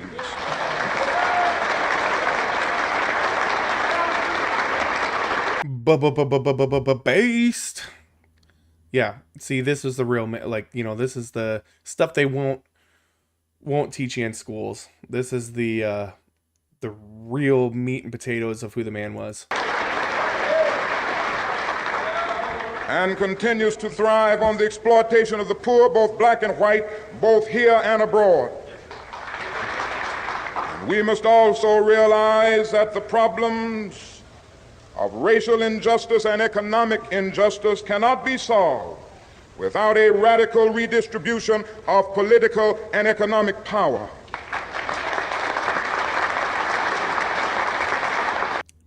Yeah, that needs to be said more and more these days, huh? We must further recognize that the ghetto is a domestic colony. Black people must develop programs that will aid in the transfer of power and wealth into the hands of residents of the ghetto so that they may in reality control their own destinies. And that's just 2 snippets out of many. Watch this video if you want a more complete picture. The point is, Oh, Some More News is also amazing, guys. If you're not a subscriber to Some More News, check that out too. MLK readily admitted the incredible damage capitalism had produced in the United States, and explicitly advocated working through government measures, not the free market, to address the gulf between the poor and the rich and the black and the white. Don't misinterpret me here, he didn't just advocate for government measures, but he certainly valued them tremendously. Anyway, the truth is that these are uncomfortable quotes for an American society that has never realized MLK's goals, but that has very much elevated MLK to the status of an untouchable god of justice. There's a dichotomy there that's too difficult to actually address. Too uncomfortable. He's great and perfect and a visionary, but also we didn't listen to him. How do you own up to something like that? Well, you don't. It's much easier to retell his story disingenuously, obscuring the Yeah, there's a cognitive dissonance there, so they just like went with the man that they wanted to create. Parts which contradict the fantasy of American exceptionalism and the steady march of progress towards a more perfect democracy than it is to actually challenge the poverty that capitalism and the exploitation of non-white others has wrought. Textbooks are probably the place this contradiction between MLK as a hero and American society not listening is most obvious. In an article titled "The Limits of Master Narratives in History Textbooks," Professor of Education Derek P. Aldridge looks at exactly this phenomenon with MLK. He describes how American history textbooks and the overarching narratives they shape and are shaped by have killed the reality of MLK's life. By elevating him to the status of a messiah, framing him as the embodiment of the entire civil rights movement, and then trying to make him appear as if he was a moderate, the way American history has told MLK's struggle has served to sidestep questions too uncomfortable for it to ask. Questions of poverty, capitalism, and war. Questions that are not neatly answered with the end of Jim Crow laws. It's interesting how in this day and age, a man could speak so prolifically on the evils of capitalism and the evils of conservatism, you know, of the financial discord in this country, right? They could take a man like that and wipe away 90% of what he said and then try to use them for their benefit, right? Like, I wonder what would happen if you could actually pin down a Fox News reporter or something like that, keep them on air, and then make them play some of the more radical speeches of MLK. I wonder what would happen. Questions that still endure to this day, and that bring together MLK and the people he is so often depicted as an adversary of, like Malcolm X or the Black Panther Party. Giving a proper place to these facets of MLK's politics and his proximity to the figures only remembered as radicals would raise too many questions about the legitimacy of the narrative American textbooks are so attached to: constant, predictable, and certain progress. Because if textbooks started depicting MLK accurately as an anti-war, anti-imperialist, anti-capitalist, they would risk undermining the image of American democracy as the perfect representation of the will of the people and the true realization of justice. The truth is that King's dreams never came true for most of the issues he fought against. And even if they had, MLK was not the civil rights movement. He was just one face of it. And the civil rights movement was not a single issue movement. It had a long list of demands that still remain unheard. He is not the proof that American democracy works, and he was not an enemy to the radicals that shared his same ideas. But here in the US, we don't just settle on whitewashing our own guys. We'll whitewash your guys too, for free, because it makes us look good. Take Mandela. In textbooks, Nelson Mandela's identity is channeled through a few heroic archetypes. As a prisoner, whose release the world campaigned for; as a savior, whose long-awaited release from prison would solve the country's problems; as a peacemaker, who brings the country back from the brink of disaster; as a reconciler, who forgives those who wronged him; and finally, as a healer who brings restoration to those who suffered under apartheid. Like MLK, these kinds of narratives of Mandela as a peaceful, heroic, triumphant against all odds leader and embodiment of the whole movement against apartheid are used to present a false narrative of the anti-apartheid movement and mythologize Mandela beyond recognition. Mandela, while important, did not end apartheid through sheer force of will nor on his own. And it wasn't the simple fact that he spent nearly 3 decades imprisoned that upended the rule of the Nationalist Party. For one, Mandela and the ANC, the revolutionary group turned political party that has governed South Africa since 1994, spent years engaged in violent revolution with the intention of overthrowing the South African government. In self-defense, after decades of brutal oppression, imprisonment, murder, Based. That's all I got to say. And abject rule by an explicitly white supremacist state, the peaceful protest that had been met with state violence no longer sufficed for the ANC and other militant South African groups, prompting Mandela himself to advocate transforming their strategy to one of violent revolt centered around sabotage, guerrilla warfare, terror, and open revolution, forming the armed wing of the ANC. Mandela wasn't the peace at all costs guy textbooks usually paint him as. He was an enemy of the state. Yeah, but then he left prison and he was fixed and he loved peace. Wrong again. Yeah, I know. They had to hide a bunch of shit that he said and did because it would go against the patriotic capitalism of the Western world or some shit. Return to a nonviolent approach in the later years of the anti-apartheid struggle, while widely attributed to Mandela, actually came from other influences in the movement, notably Joe Slovo, the leader of the South African Communist Party. Because Mandela was the face of the ANC at that time, he was the guy who announced it. But he was not the guy who initiated it. This is not to look down on Mandela and tarnish his image, by the way. This is to show that ending apartheid wasn't as easy as just sitting in jail for a while. And while we're talking about tarnishing his image, while all this was happening, Mandela was, like MLK, one of those most hated men of the moment. Far from being championed by the international community, Mandela and the ANC's revolt earned them the label of terrorists. He was so a terrorist, actually, that it took until 2008 for the US to stop labeling him and the ANC as such. If that sounds bad, it gets worse. The US did much more than simply labeling anti-apartheid actors terrorists. Despite growing calls from the American public to end relations with the apartheid nationalist government, successive presidential administrations refused to meaningfully hear the calls of anti-apartheid militants and actively supported the continuation of apartheid through purposefully weak policies that would ensure US business and geopolitical interests in the region would be uninterrupted. Most of this— It's all about the Benjamins, guys. You know, they're not gonna give up their money just to help some people. It's not gonna happen. support for the ruling apartheid party came from the fact that the ANC and the other groups they worked with were a mix of socialists and communists with broad support from socialist experiments elsewhere in the world, entangling the US response to apartheid South Africa with its overall Cold War policies. Mandela, who openly advocated for nationalizing mines, banks, and monopoly industries after his release from prison, was far too close to the socialist line to receive direct US support. To give you an idea of how critical the US support for the nationalists was, it was only once the Cold War had ended that the US began meaningfully reversing its strategy and apartheid was lifted, though only after decades of the US actively enabling apartheid to endure, and only bolstered as the ANC shifted towards a neoliberal program. The problem is that these changes in how we tell this story, and the fact that we place a whitewashed Mandela at the center of it, purposefully attempts to pacify the US's history and its persistent involvement with the suppression of movements for racial and economic justice. The focus on the 27 years Mandela spent in prison gives the impression that the anti-apartheid struggle was on pause, non-violent. Yeah, and it wasn't. It was more brutal during those years, I believe. And mostly happening on American college campuses. It diverts attention away from the long support of successive administrations for the nationalist government and their politics of racial segregation and white supremacist violence, and the efforts undertaken by a whole network of South African revolutionaries. The point is that by whitewashing MLK and Mandela, the whitewashing bleeds over and whitewashes the United States too, when the truth is that the US has been, and to this day still remains, a barrier to policies carried by people we applaud as heroes, but fail to actually listen to.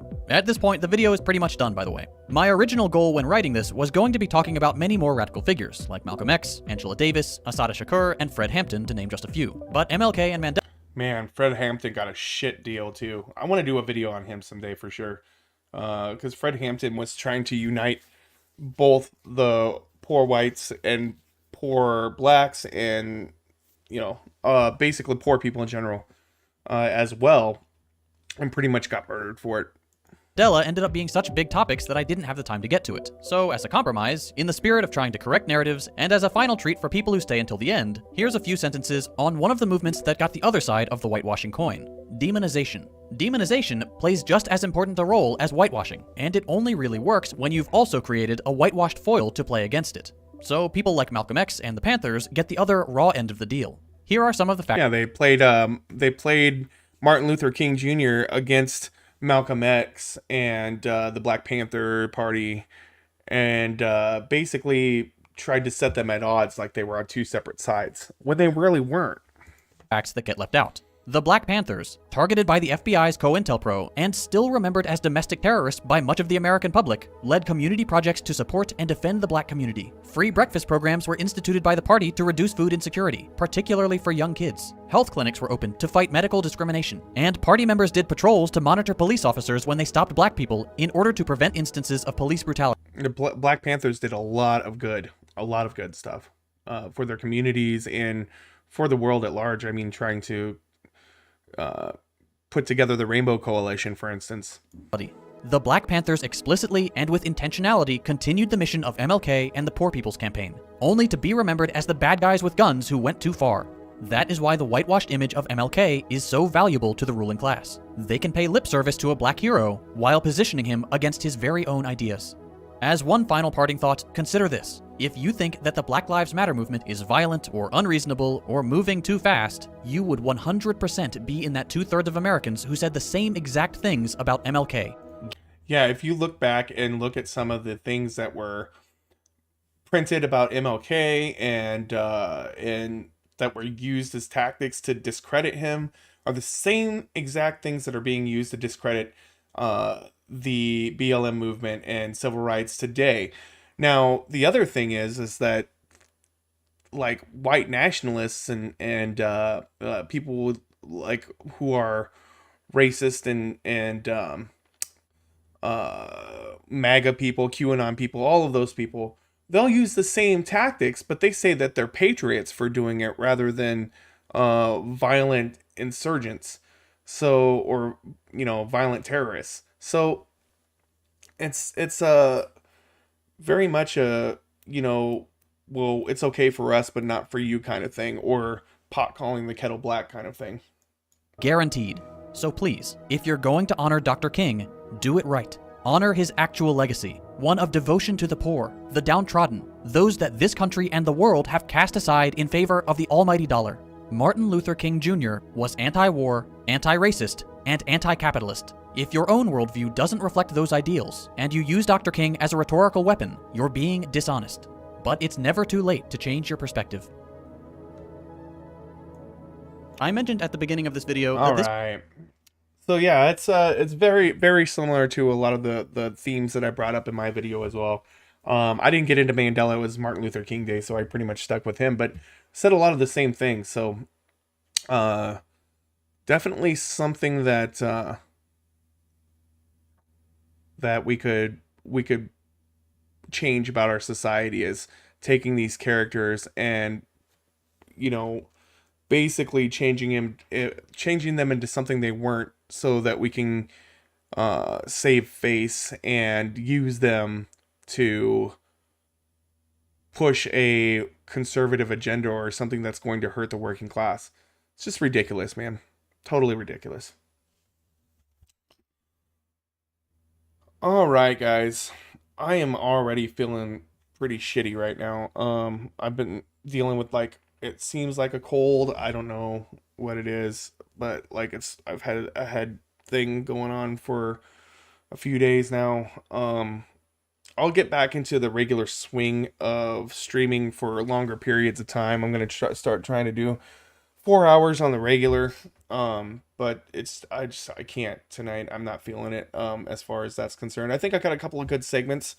If there was a larger group of people watching right now, I'd probably stick around, but as of right now, we got one person in chat. There hasn't been much of a response, so we're gonna probably try again maybe Wednesday. I'm not sure. Oh, I will, Harley. I need to get some sort of medicine in me or something, but my nose has been stuffed up and I've had a sore throat or a scratchy throat for forever. I keep coughing on stream and having to mute my mic and stuff. So, but thanks for watching. You guys have a great night. We'll see you next time.